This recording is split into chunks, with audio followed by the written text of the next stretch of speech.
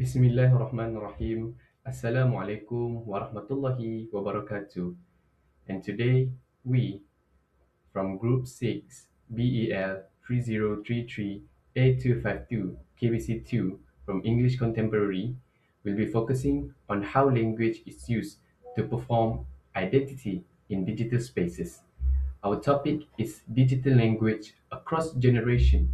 Do younger and older speakers communicate differently online? Which led by our respected and beloved lecturer, Professor Madya Dr. Haliza binti Harun.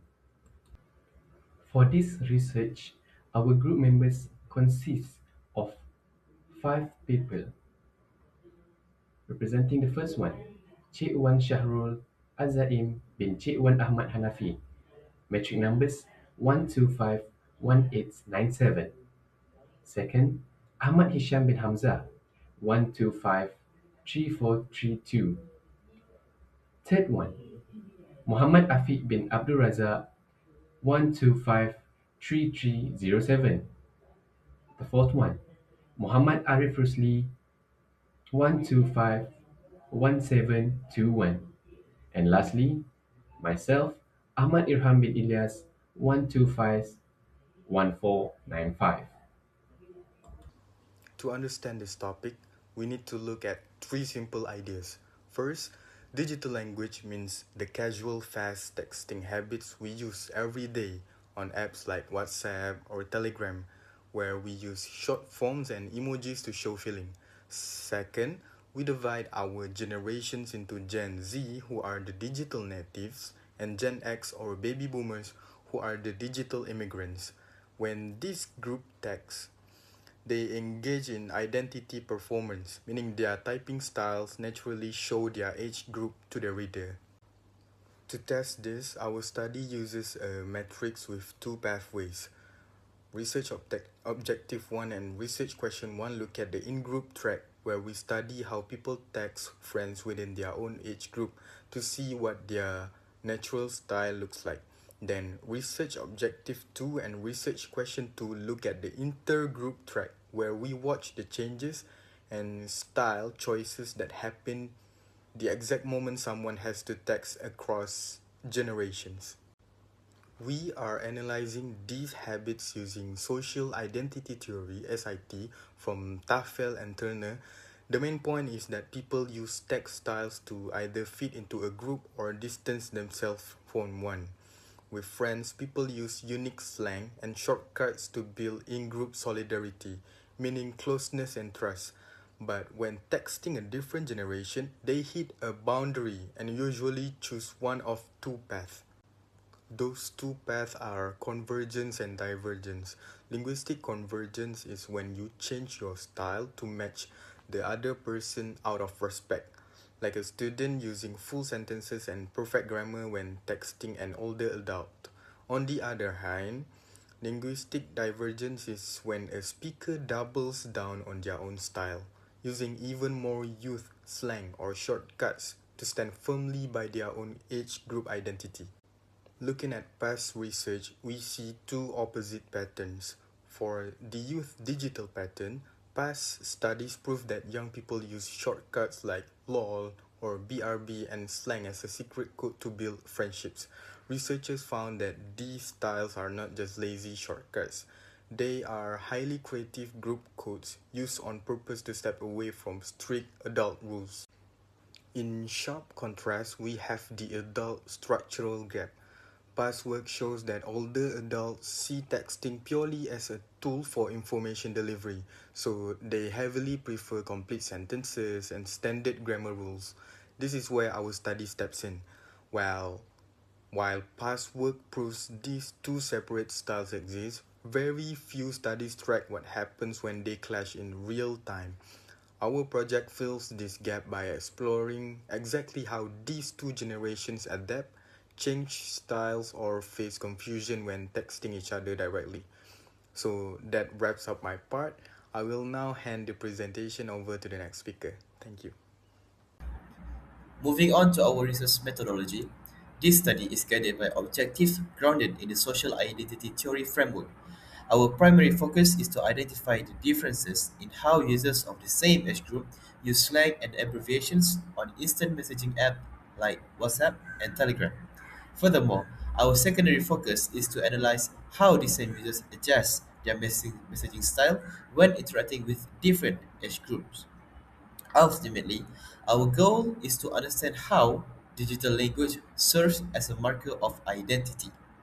Based on this objective, we have two main research questions.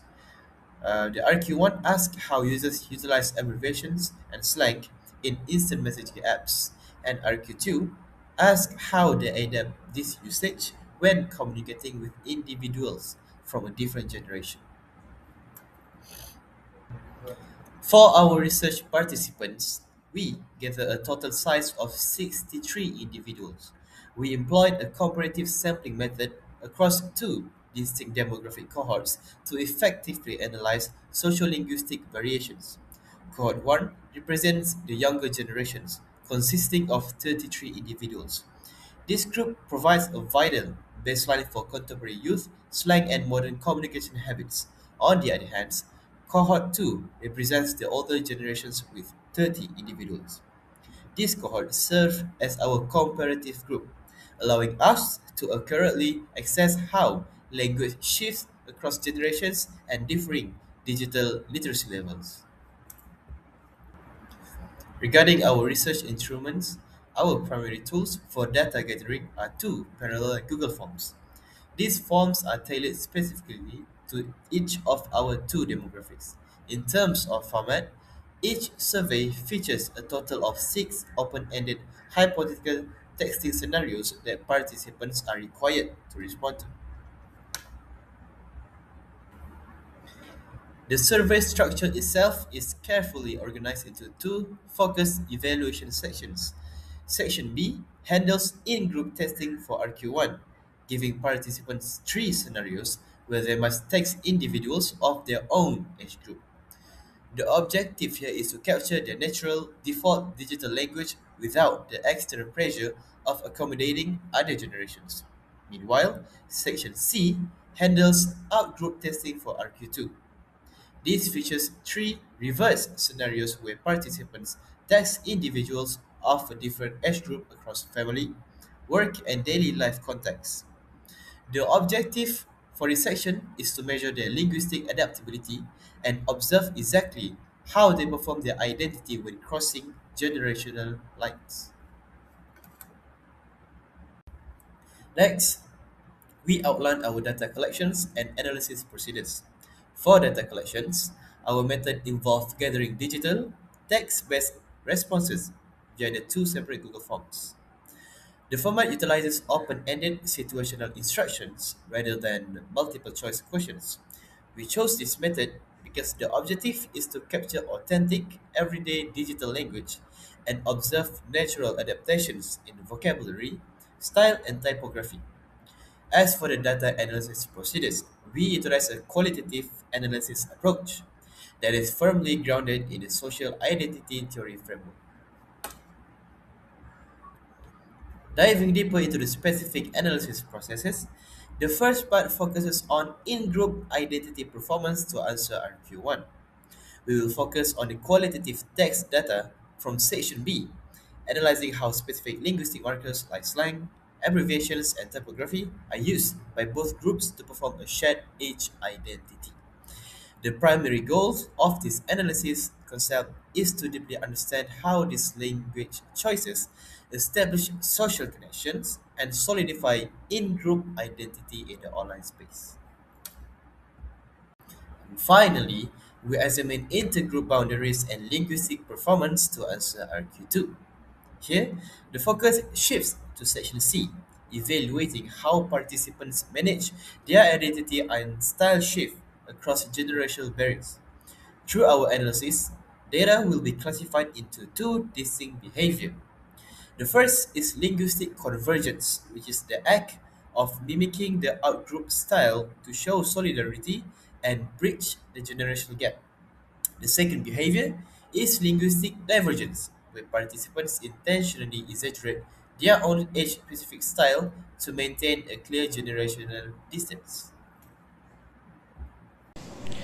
Assalamualaikum warahmatullahi wabarakatuh. My name is Muhammad Afiq bin A. Razak and my metric number is 1253307, and now I'm going to explain about finding result from question number 1. So there are three important points that I have already identified. The first one is younger generations prefer informal language, slang, and abbreviations. So the research shows that younger participants heavily rely on informal language when communicating with their peers. So their messages frequently contain internet slang such as cook, drip, aura, or like on the way. Right now they simplify the word like RN for right now and accept as soon as possible.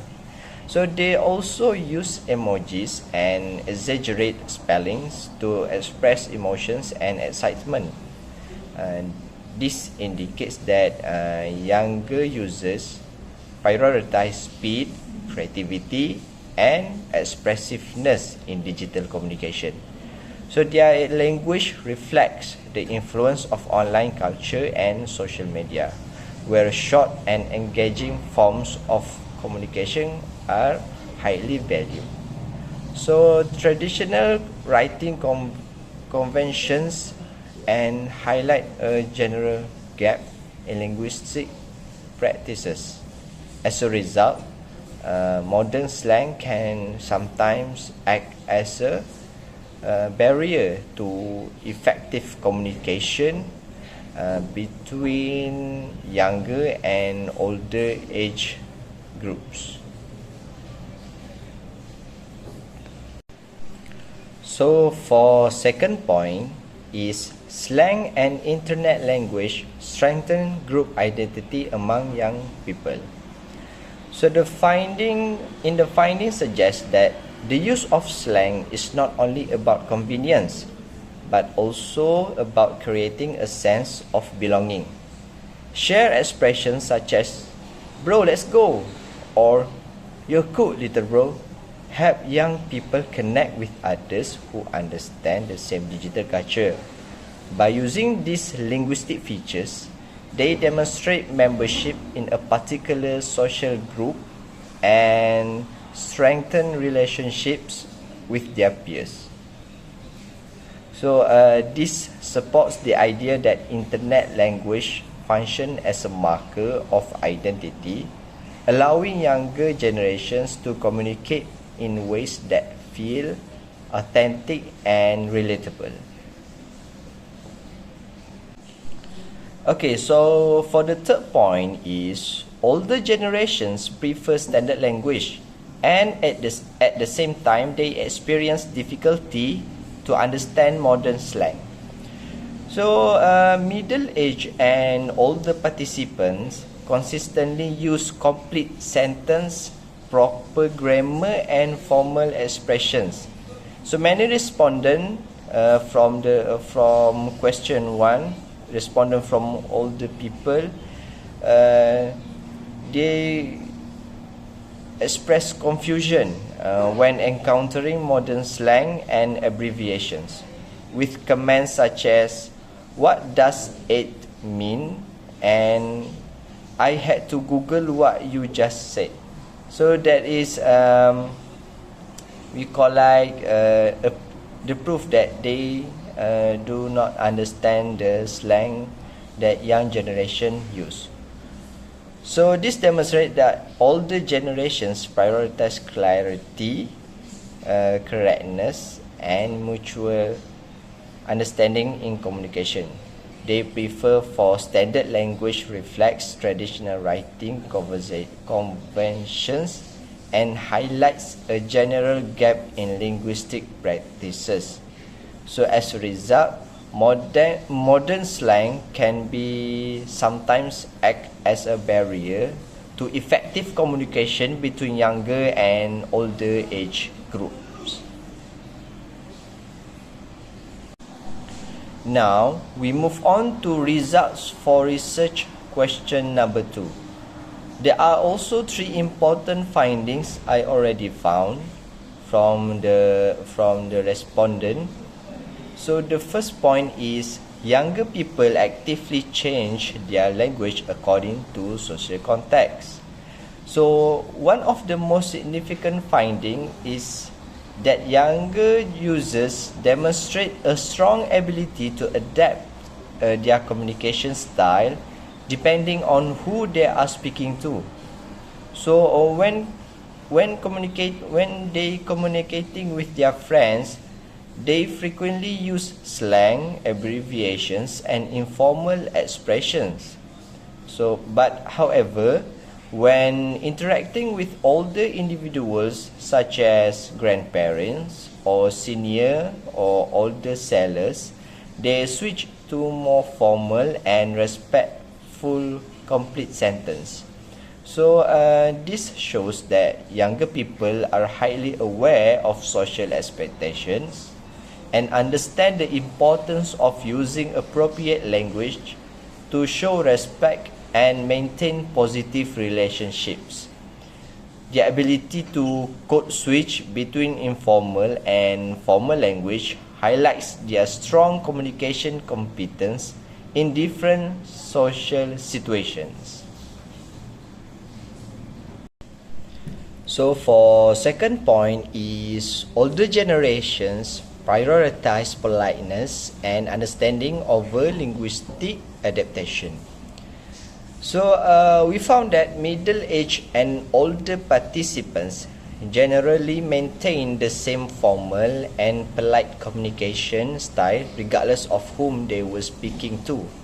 Unlike younger users, they did not attempt to adopt slang or internet abbreviations when interacting with younger people. Instead, their adaptation was reflected through their patient and understanding responses. Even when they did not understand the terms such as on the way or drip, these older and middle-aged people responded politely rather than criticizing the younger speaker. So these findings suggest that older generations value social harmony and mutual respect more than linguistic conformity, allowing communication to remain positive despite differences in vocabulary.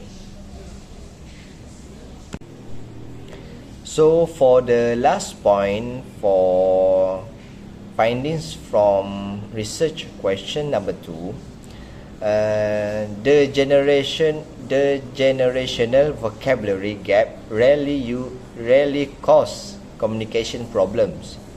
So although the study confirms that there is a noticeable difference in vocabulary and language use between younger and older generations, this gap does not usually lead to misunderstandings or conflict because both groups make cautious efforts to accommodate each other.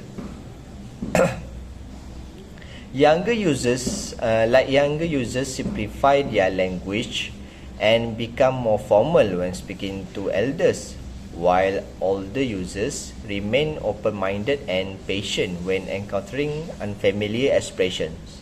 So as a result, communication remains effective despite linguistic differences. So these findings demonstrate that respect, adaptability, and willingness to understand each other are more important than sharing the same vocabulary in successful intergenerational communication. Assalamualaikum warahmatullahi ta'ala wabarakatuh. My name is Ahmad Hisham bin Hamzah. My matrix number is 1253432. For this section, I would present about the discussion of the findings. First is language as a marker of social identity. For the younger generation, the use of specific slang and abbreviation is not merely a matter of convenience. It is a way to signal that they belong to a specific age group and share a common cultural background. The preference of the older generation is for standard. Formal language reflects their own social identity that root in the tradition, rarity, and established social norms. Language is not just a tool for transferring information, but a way of expressing who we are and where we belong. For the second discussion of the finding is a code switching and adaptation in digital communication. The younger respondent demonstrate a high level of communicative competence, particularly in their ability to adjust between different style of language. Although older generation do not adapt the new linguistic form, their willingness to engage respectfully, despite not understanding every word, demonstrate a different kind of communicative skills. For the last discussion of finding is implication for effective digital communication. Effective communication in digital space requires more than just knowing the language, but it requires sensitivity to the audience. The findings challenge the notion that digital communication is leading to a decline in language standard or social values. Instead, it shows that users are developing new ways of communicating while still preserving traditional norms of respect. For conclusion, the study confirmed that digital language varies significantly across generations. Youngest users view digital communication as a space for creativity and self-expression, while older users prioritize clarity and establish language convention. However, these differences does not prevent effective communication. Instead, both generations demonstrate adaptability, respect, and social awareness when communicating across age group. In conclusion, our studies show that generational differences in digital language are not barriers to communication. While younger and older users communicate differently online, both groups make conscious efforts to adapt and understand one another. That's all from us. Thank you.